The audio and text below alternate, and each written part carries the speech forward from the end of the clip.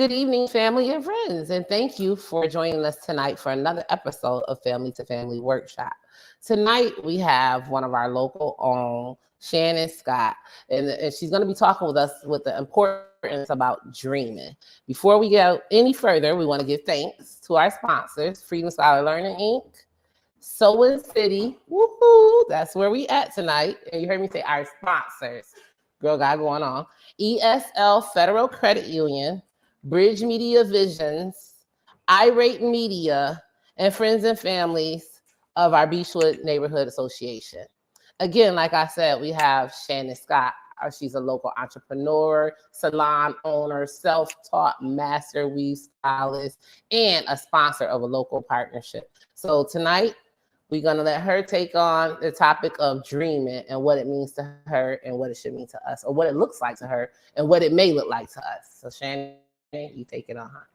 Again, and thank you for letting us come in this beautiful location. Thank you. I know. Y'all welcome anytime. Like I said, if you need any appearance enhancement treatments, this is the place for you. She got everything here. Nails, makeup, hair, product, merch. She got it. Yes. And it's 2 bathrooms. Yes, 2 bathrooms.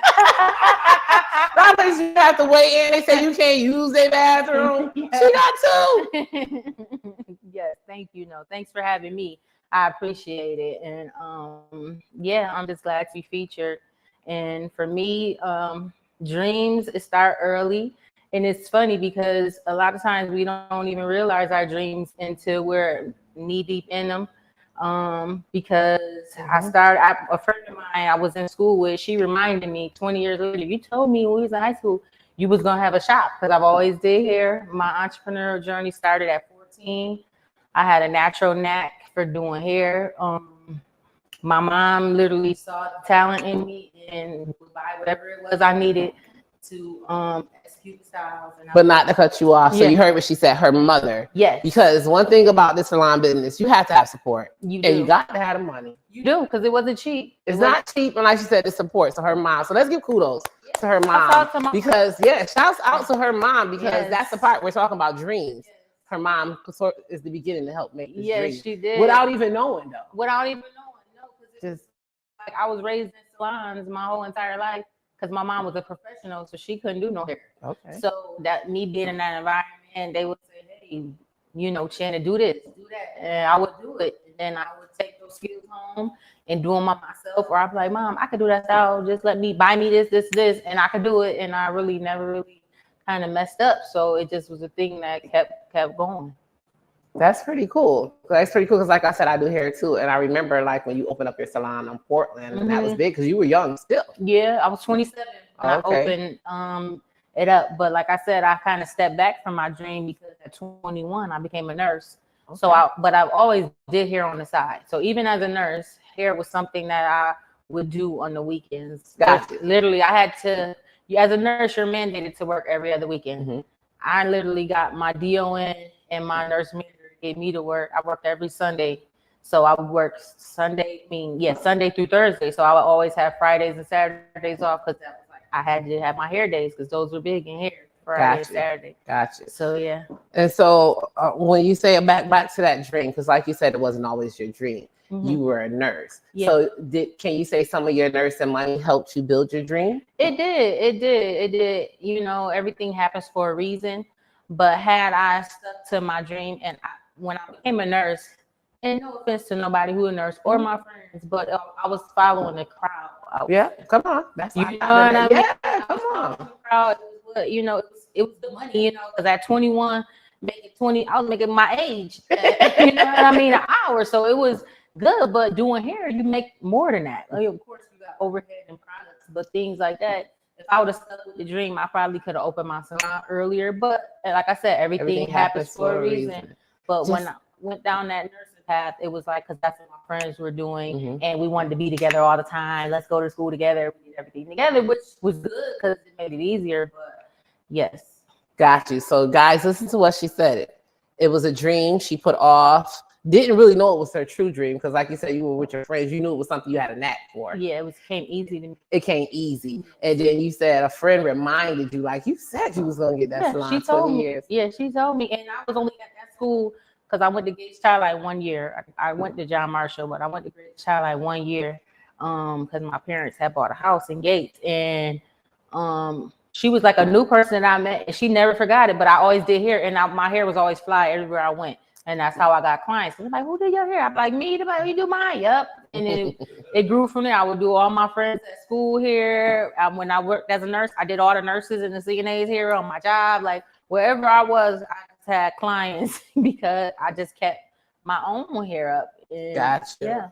So what are some challenges that you may face towards that dream? I know you were saying money was one, and then like the overhead, because like you said, you make more money. So can you name some challenges that you think that the average person like me will encounter besides money when it comes to building your dreams and whatever your dream is, whether it's going to be a nurse, or I heard you did say that a plus is having friends to go with. That's true. So we always like to give kudos first. We do, but at the end of the day, one challenge I would say as far as dreams could be distractions.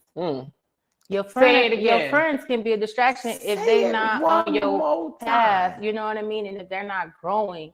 So don't get me wrong, hair saved my life, because even though I did hair and I was a good student and I had, I went to nursing school, I was still fighting. I was still with these hoodlums on the street that's selling drugs. I was still doing stuff. So, my dream pretty much preserved me, because a lot of the time, when everybody else out in the club or everybody outside fighting and in the midst of shootouts, I got hairs to do. Hair. I get the news, you know what I mean? I get the 411, like, where are they? But I'm out the way, you know what I mean? So distractions can be an obstacle being young, grown up, and I thank God we have phones in and stuff like that. But the way the phones distract the kids nowadays, I just pray for them, because we had all that, and we actually went outside. So we had the stuff that was going on outside, maybe our phone might ring here and there, but distraction is number one. So it was that I was so committed and I was dependable and reliable that I didn't let, because I know a lot of my friends, they hear, but something come up, they gonna stand their clients up. Oh, I'm gone. I'm about to see this. I'm about to go here, go do that. And it's like, I like nice things. So we gotta secure the bag first, and I got that, like, once again, that came from the home. I had professional parents. Like, we lived on Avenue D, but my mom worked for Kodak. My stepfather, he worked at a chemical plant. So, we knew how to get to, we need the money to spend it to be able to go outside. So, you got to work for it. Priorities is a thing. So, yeah, if you don't have your priorities straight, and if you too caught up in distractions and everybody else in the crowd, you can't be, I think she just named 4 key things: prioritize, distractions, the crowd, and friends. This is so important when you're chasing dreams or following your dreams. Now, do you think there's a difference in the two? Yeah. I think the following is in the beginning stages. Yeah, I swear, when I was going over that question, I kept saying, because it's like chasing, it's what you did. Chasing is like when it was like, wait a minute, okay. Chasing was when my mindset shifted from, okay, I'm just gonna do these hours. Then I got to the job and my phone ringing while I'm at work. Can I get this on? I'm adding it up. Like, wait. You see, I could have made this today, and I gotta work to the end of the week to get this. So my clientele grew, you know what I mean, over time. So it was like a transition. So in that transition, I still had to be diligent in the work that I had, but yet I had to pivot. So that I'm like, I gotta open up the gate so I can, get all that's coming to me. I got people that's inquiring, and I'm turning down people. I'm like, okay, now it's time, because a lot of people just see social media and be like, quit your job and be an entrepreneur. Oh yeah, please don't do that. Please don't do that.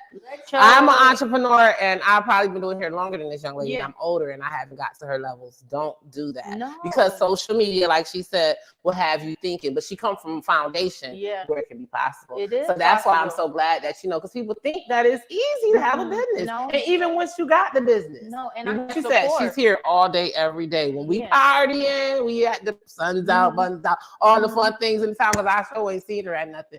She's in here doing hair. No, seriously. And you might have seen me at things growing up, but growing up all the time. She's securing the bag now. That's a fact. And I'm not gonna be at everything. That's how you keep that's how you keep your little notoriety about you. Let the people miss you sometimes. That part. part. You ain't got to post everything. You ain't got to say everything. Come on, you ain't got to go to everything. That is so true. You know, it's not right. You. Yeah. So, like she said, following the dream was something she was doing at first, you know, because she was doing it because she could do it and she had a knack for it. She was still working another job, but chasing it, whole nother level is when I looked at, she said she looked at that phone, added up them stylists, like I can make this money in a day. I don't even belong here. Chase your dreams if it's feasible. You may still have to do the footwork. Sis was a nurse, and nursing is some good money. You may have to do the footwork. It doesn't open, the doors don't open for everybody at the same time. And honestly, because, you know, thinking, agree with me or not, like, and that's our next segue question. Is our dreams always our dream, or is it a dream true a dream, or is it our reality?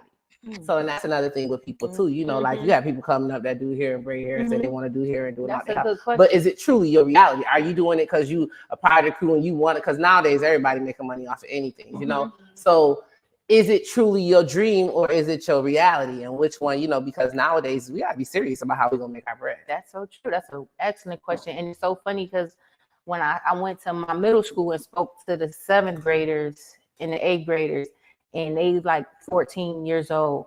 So I say your dream is actually your reality, but you're using your reality to turn it into a dream, because who you are literally when you're like 14 and 15 years old, that's who you're going to be when you're grown up.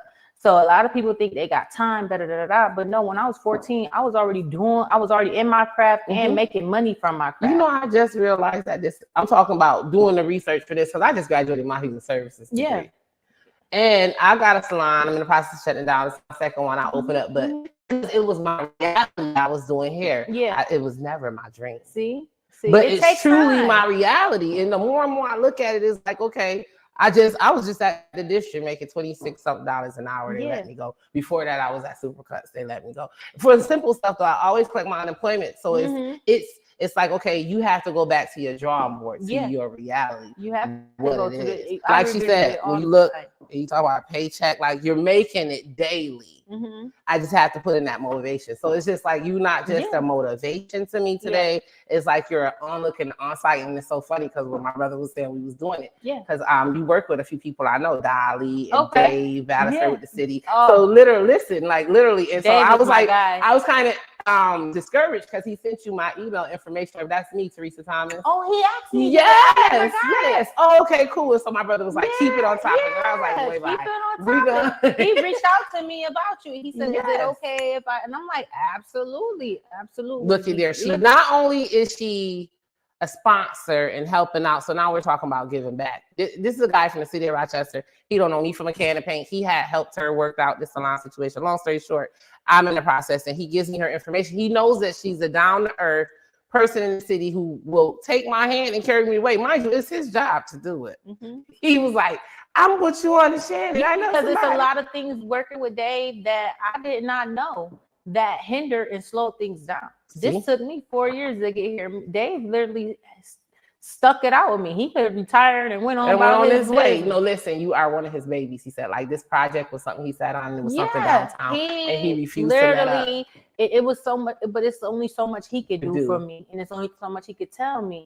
But the experience itself was a learning experience, and I would, you know, that's not my information to hold on to. I would love to share that. Like, there it is. Now that's what giving back is. Not holding on to the information. No. Giving it out. People think like when you give things and stuff, no, but giving back is making sure that someone else is gonna catch that information. But so many people learn things and they want to hold on to it tight, and it's like you might not even do that same operation again. Why are you holding on to that? You might pivot to do something else next. Give that to somebody else, like, because it's the lack of knowledge that why we can't grow. You know what I mean? So but we definitely starting off with your reality, because the reality was, okay, I could do hair. Okay, I have a job, but the reality was, okay, I'm outgrowing my home setting. Like, now people coming to get their hair on, they with me is getting uncomfortable. My neighbors, like one of the neighbors, second house down, he was like, don't know if we selling drugs because people in and out the house lit all the time. But my mom loved the company, she would feed my clients, like. So it was a nice environment, and she's had me set up like I had a whole shop in the house. I had to move out the house and still was doing hair in the house. That was my shop. You know what I mean?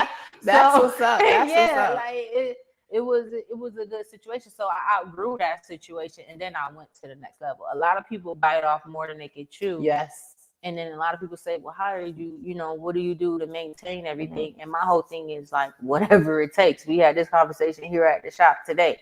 People we want to be 9 to 5. Like Lauren, she's one of my new stylists. She fresh out of school.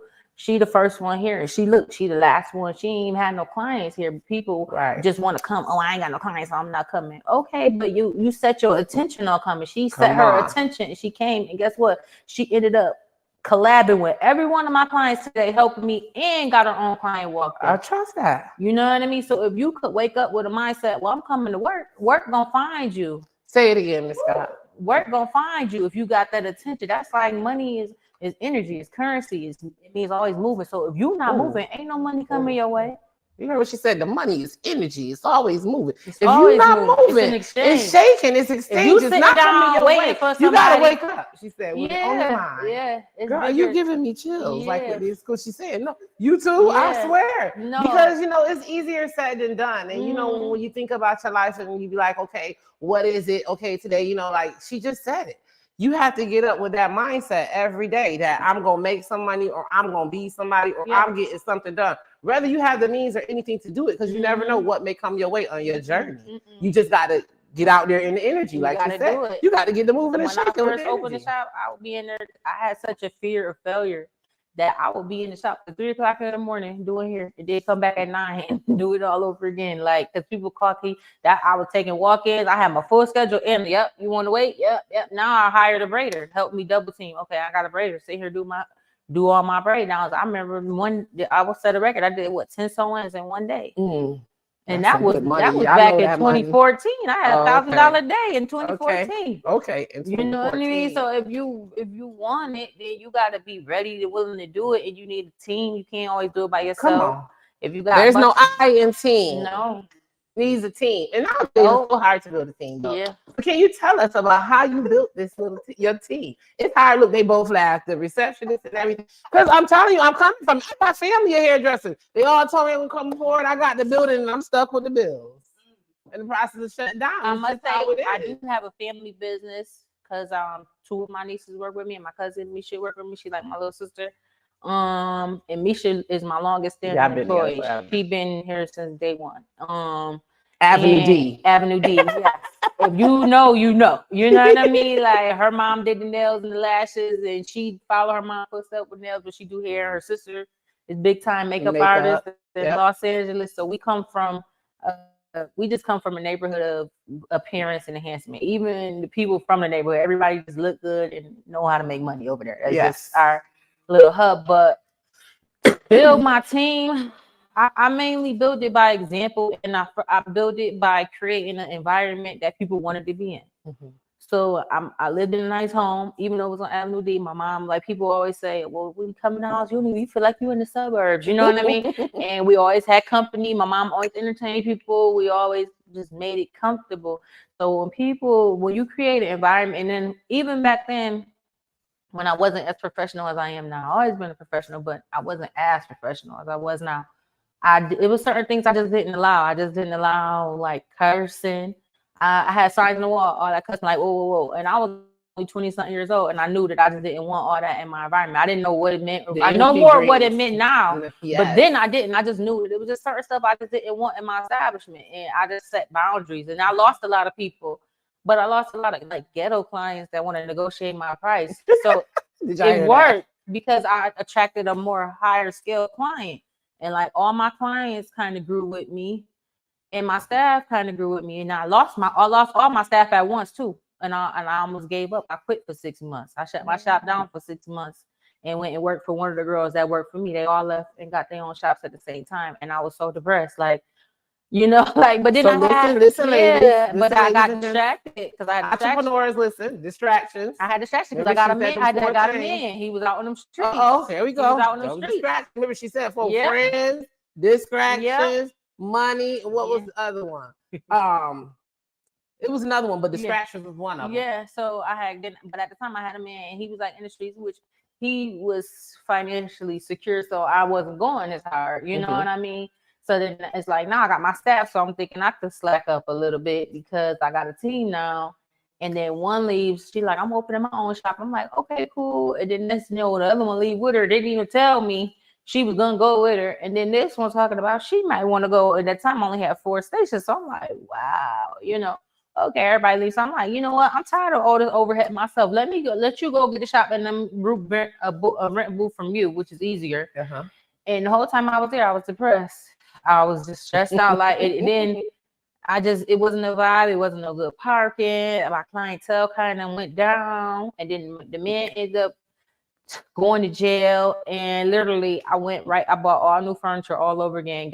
Thankfully, my shop didn't get rented out to somebody else, and I went back to my shop and I started all over with a new team. And my niece, she worked at a law firm, my brother Kia. And she was like, I want to take hair seriously. I want to come in the shop. So I was like, oh, okay. She never worked in the shop before. Misha, never worked in the shop before, law firm. Yeah, Misha had to took a leave because her mom had got sick and she had a baby.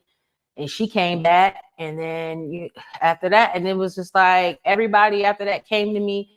And like now, the team that I have now, everybody wanted to be here. Like they could have been any other shop. So they was just like, and I got my code of conduct. I let them know off the gate what the expectations is and what I'm gonna have, what I'm not gonna have. And they sign up. They're like, yeah, that's cool. And everybody goes up and do their part. I mean, we have our, all businesses, everybody have hiccups. Yeah. See, that's one thing I like too as a Black and brown person. Yeah. If somebody tell you they don't like something, they don't like it, that don't mean they don't like you. Yeah. If somebody tell you this is the rule and they set the rule, that's the rule and that's what it means. It doesn't mean that we don't have to be friends. It doesn't mean that I don't like how you move. I'm just telling you this is the rule. I expect you to follow it. Yeah, boundaries is only for our protection. And it make it a no-brainers when you come to work. If you go somewhere with no rules, you're gonna be willy-nilly and distracted. But if you know you got boundaries, you're gonna be on the path to doing what you're supposed to be doing. So I've learned so much from her today. I know she learned so much. The question is, what did you learn from dreaming? So much. Oh yeah, I learned so much. Yeah. What did I learn from dreaming? I learned that the more I dreamed and inspired, and attained, I learned the dream for here scared me so much. I was so stressed out. I had gained so much weight. I was all over the place, but that dream scared me, but I just would not stop until I got it done. You know what I mean? So it just let me know, like, if I could get this done, you know what I mean? After a pandemic, with costs constantly increasing. That's right. And a big thing that I learned is when my dreams increase, my faith increased. Hallelujah, God is good. So you gotta increase your faith, because your faith is because the stuff costs money. So your faith is the faith is where the money come in. Okay, there it is. The faith of a mustard seed. Yeah. Okay. So the more I believe, and then I stopped worrying, because while I was worrying, stop worrying. Now, this is stress and worry will kill you. It would kill me. I had a knee injury right in the middle of work. I had one shop, spending all my resources through running that shop, spending all my resources to get this one up and running. Then had the nerve to get taken out of work because of my knee went out. Like, oh no! Like it wasn't nothing but God that I even was able to make this transition smooth. Nothing but. So it's like, and then I stopped worrying. I stopped complaining. Telling people my business. Come on, that's another one. Telling people, I'm bad for that one. Telling people your business, because everybody don't be looking for your best interest. You tell people who you think who can help you, because you can't be scared to ask for help. But just venting, don't do that. Don't do it. You vent to God, because He gonna send the check. Only people that's gonna help. Yeah. And God. That's it. And God gonna be the one that's gonna help 9 times out of 10. You heard she said God gonna help. She said God gonna send not 9 times out of 10 at a time. 10 times out of 10. Ain't nothing but God. Yeah. Oh God, Lord Jesus. And everything happens for a reason. It do. So this could be, because I got that mustard seed, and you like, girl, keep pushing. It's there. It's there. You have to come in to actually see how it's treated and amazing. I feel like in this spot, it's so down home. It's our sister. You heard she said she grew up on Avenue D. Not only, is this place, she got merch, she got merchandise, she got vendor. She got not only a vendor, he's not Asian, he's not Puerto Rican, he's not Jamaican. What you say? He was African American. This thing, is so big. I mean, it's beautiful in here. And not only do they do hair and nails, they do makeup. She do pedicures, manicures. I got to come. I'm gonna make me a point before I Yes. leave. Yes. Yes. And I want to grab some merch. I can't believe this. They got merch. Yes. So, we have these local things, and we have local, just as if you don't, so in city not there, come rep your city, rep your brand. You know how we did that, rep your brand. I know they've been having some things come up. If you have no brand to rep, this is a local brand. Come on, rep it. She ain't got no problem with you repping. It's locally owned. Yeah, and it looks good. I was about to say, it looks good. Yes, it's nice, and it's the city. And guess what? She's been a pillar of the city how long? So the city been around. Yeah, we've been in business. We'll be 12 years in April. That's big for a young lady who ain't even 40 yet. No, 40, 38. Proud of age. This is when you grow, you be proud of your age, your accomplishments, and where you at in life to surpass all of those things. So, with that being said, I got just one question. Okay. So when we was back to talk about dreaming and what you learned from, remember, and I was saying, like, I learned so much from you learning from that. So because honestly, when I was thinking back on this episode today, and I'm like, okay, because my dream was to be a teacher. I always wanted to be a teacher, to be in a class and work with kids. But my reality was hair. Like, nobody did their hair. And so, my sister would take me over to Satisfactions, make sure watch I'm on Eat the Boot Style, come on back and do her hair. Me and Tasha started hair together. Satisfaction, Tasha Biko. Yeah, we started here together on First Street. Me and her went to middle school together. Yeah, so we started here together on First Street. I was at Avenue B area. We was on First Street area. But as kids, just doing their hair. And Tasha always her hair to this day. She always was big on her hair. Then we went and worked with over at His and Hers for a while with Bill, got Red Soul and Red. Both of them. Red and Nisha are first cousins. Yeah. And so we were over there for a while, and it was just like, like I said, because it was never my dream, it was my reality. Yeah. So here it is up today, and I'm going over the questions, and then I'm like, dang. It's amazing how your reality can turn into your dream. Yeah. And how you were saying, like, it's like always. Yeah, you remember how you were saying you was 14, you was already working on that seed, which you was doing in reality as a nurse, and not knowing that this was something, it was something you did because you had a knack for it. But never knowing that it was going to come back 20 years later and have a salon. Not just have a salon and going back into schools, speaking as she's an educator. So now she's just not a salon owner. She's not just a hairdresser. Now she's an entrepreneur. She's a sponsor. She's an advocate for the city of Rochester. This is big. She's a stakeholder because she has an establishment in the city of Rochester. So you'll be hearing more from Mrs. Scott. You'll be seeing more. Like I said, when I first started out, the Freedom Learning Scholars Learning Center, she's a sponsor of ours. She's a sponsor of this event tonight. So, we'll give her kudos. We'll give Soul and City kudos. And like I said, when you ever get the time, stop in and check out the spot. It is 200 Webster Avenue. 200 Webster Avenue, City of Rochester, New York, because I know I have people other places tuning in. Make sure you check this sister out when you come into down. Black owned, Black product, Black everything. Even though we don't discriminate, we're very international, and we're international. Yes. We don't discriminate. We just let you know where we come from, what she's doing, and when she get bigger and get the more dollars, she'll reach out for all those other products that's not paying. And we service all hair types and all hair types and nationalities. So all hair types and nationalities. Everybody's welcome. Yes, everybody's welcome. If you have any local group homes, there's homes that may need some assistance. She's taking students straight from school. So if you need any assistance, reach out to Soul and City, 200 Webster Avenue, located in the city of Rochester, New York. Please and thank you. And you have a great night, guys. Good night. Thank you.